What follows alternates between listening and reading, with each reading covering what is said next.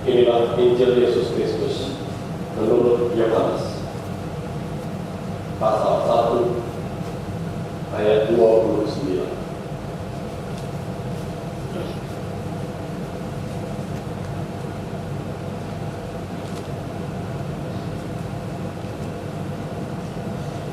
Pada keesokan harinya, Yohanes melihat Yesus datang kepadanya, dan ia berkata, "Lihatlah anak domba Allah yang menghapus dosa dunia. Dialah yang kumaksud ketika kukatakan, kemudian akan datang seorang yang telah mendahului aku, sebab dia telah ada sebelum aku. Dan aku sendiri pun mula-mula tidak mengenal dia.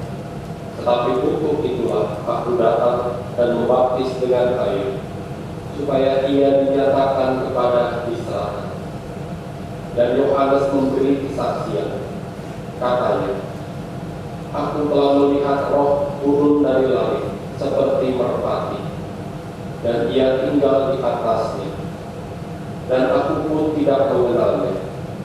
Tetapi dia yang mengutus aku untuk membaptis dengan air telah berfirman kepadaku, jikalau engkau melihat Roh itu turun ke atas seseorang dan tinggal di atasnya, ialah yang akan membaptis dengan Roh Kudus. Dan aku telah melihatnya dan memberi kesaksian, ia inilah anak Allah."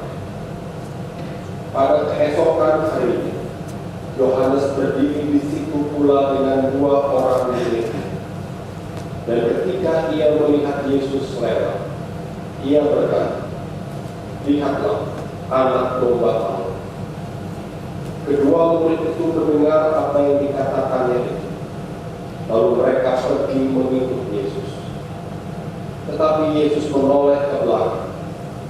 Ia melihat bahwa mereka mengikut dia, lalu berkata kepadanya, "Apakah yang kamu cari?"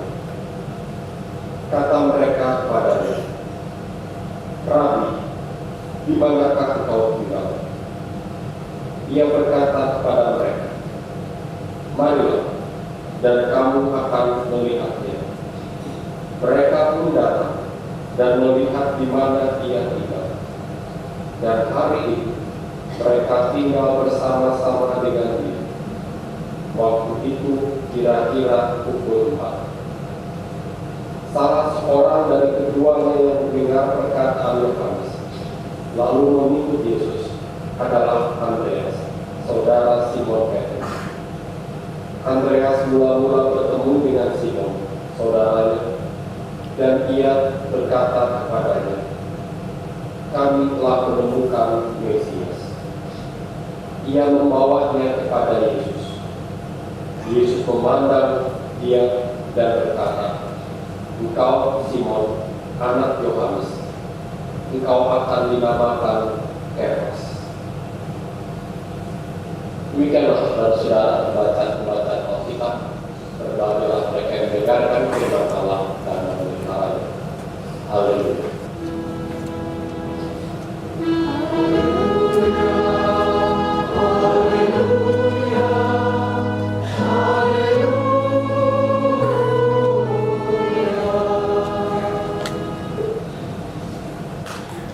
Saudara-saudara, Retro Yesaya mempersaksikan tentang hamba Tuhan.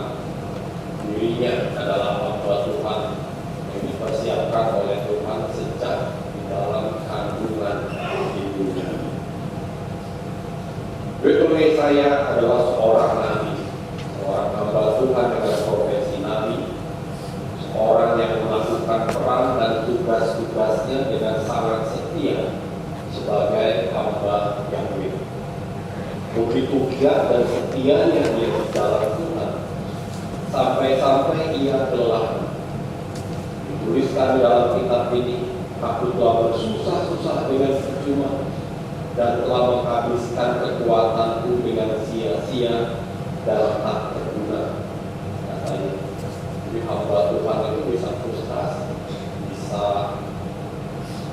bisa apatis, bisa lelah pikiran, bukan hanya lelah fisik, bisa capek hati, melayani Tuhan itu bisa sampai hati, saudara-saudara. Menjadi hamba Tuhan bisa sampai hati. Kalau nggak percaya, tanya aja para pelayan Tuhan. Orang gelas juga tanya pendeta. Siapa pendeta yang tidak sampai hati? Juga lelah dalam melayani.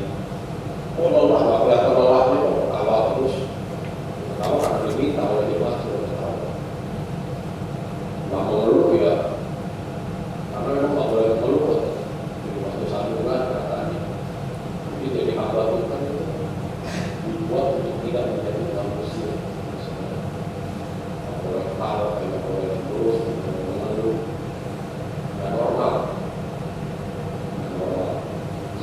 Bukan senang. Mungkin banyak pendeta yang stres. Banyak hamba Tuhan yang stres. Melayani Tuhan dengan sungguh-sungguh itu pasti melelahkan. Kecuali melayani Tuhan dengan tidak sungguh-sungguh, main-main, asal hobi, asal senang, milih-milih, itu bukan melayani. Kalau milih-milih bukan melayani, itu mau jalan-jalan, terus jalan-jalan dan milih-milih, hobi. Senang itu gak ada stresnya. Melayani sampai mati itu gak ada stresnya, senang terus. Tapi kalau melayani dengan sungguh-sungguh ada beban, ada bayaran yang harus diberikan.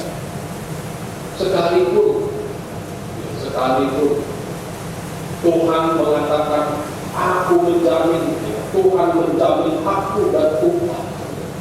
Supaya itu memang terjamin haknya, upahnya. Tapi pekerjaan itu tidak akan selesai. Kalau sudah lelah begitu, malahan Tuhan menambahkan pekerjaan kepada hamba. Begitu saya mengalami ketika dia capek hati, dia lelah, dia datang kepada Tuhan. Tapi apa kata Tuhan? Terlalu sedikit bagimu hanya untuk menjadi hamba. Nggak cukup, tambah lagi pekerjaan. Aku akan membuat engkau menjadi terang bagi bangsa-bangsa. Ini menarik, saudara-saudara. Nabi itu dipanggil bukan hanya untuk menjadi hamba Tuhan, menjadi pelayan Tuhan, tapi juga menjadi terang bagi dunia. Orang Kristen itu dipanggil bukan cuma untuk menjadi hamba Tuhan, bukan untuk jadi pelayan Tuhan, tetapi juga menjadi terang bagi dunia. Tidak cukup kalau kamu hanya menjadi hamba. Karena seharusnya orang Kristen itu, utusan Tuhan itu meningkat dari hamba kemudian menjadi terang bagi bangsa-bangsa. Dari tempat yang lain, penginjil Yohanes menegaskan hal mengikut Yesus. Yohanes Pembaptis menunjuk kepada Yesus, sang anak domba, Agnus Dei, anak domba Allah. Itu jadi anak Yohanes menarik. Yesus itu diperlihatkan sebagai anak domba Allah. Kenapa bukan domba? Karena domba itu banyak, tapi untuk persembahan Paskah itu yang dipotong itu anak domba. Jadi umurnya sekitar setahun. Umur-umurnya itu Allah begitu, umurnya setahun gitu. Untuk domba Paskah. Dan itu dirayakan oleh gereja sampai hari ini ketika perjamuan roti itu dipecahkan, cawan minuman itu dituang, maka ada nyanyian anak domba Allah yang menghapus dosa. Itu dinyanyikan mengenang bahwa ini adalah perjamuan Paskah tentang Kristus. Agnus Dei qui tollis peccata mundi. Bahasa Latin itu anak domba Allah yang menghapus dosa dunia.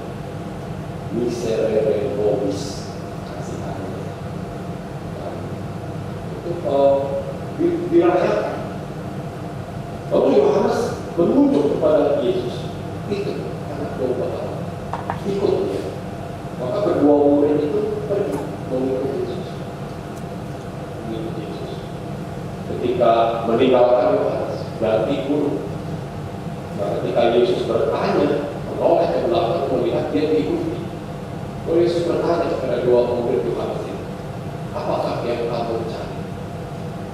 Di sini menariknya saudara-saudara, dengan sangat cantik penginjil Yohanes menuliskan.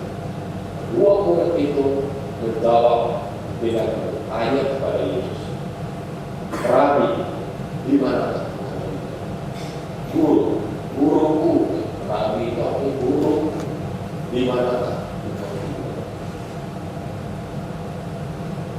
Biasanya yang menjawab pertanyaan dengan pertanyaan Nabi Yesus. Kalau Yesus ditanya oleh seseorang, oleh muridnya, maka Yesus menjawab pertanyaan itu dengan pertanyaan lain. Bagaimana supaya mendapatkan hidup yang kekal? Maka Yesus menjawab, apa yang kamu ketahui dari hukum Taurat? Dan menjawab pertanyaan dengan pertanyaan. Tapi di sini menarik ketika Yesus bertanya kepada murid ini menjawab dengan pertanyaan itu. Di mana guru engkau tinggal? Benar. Ada dua kata yang saya tangkap tentang guru dan tempat tinggal Yesus dalam perikop ini. Yesus langsung disapa oleh guru. Padahal kedua orang ini belum menjadi murid Yesus. Mereka baru menjadi murid Tuhan, tapi disapa dengan guru. Artinya kedua murid itu ketika mereka mengikut Yesus, mereka bukan hanya mau menjadi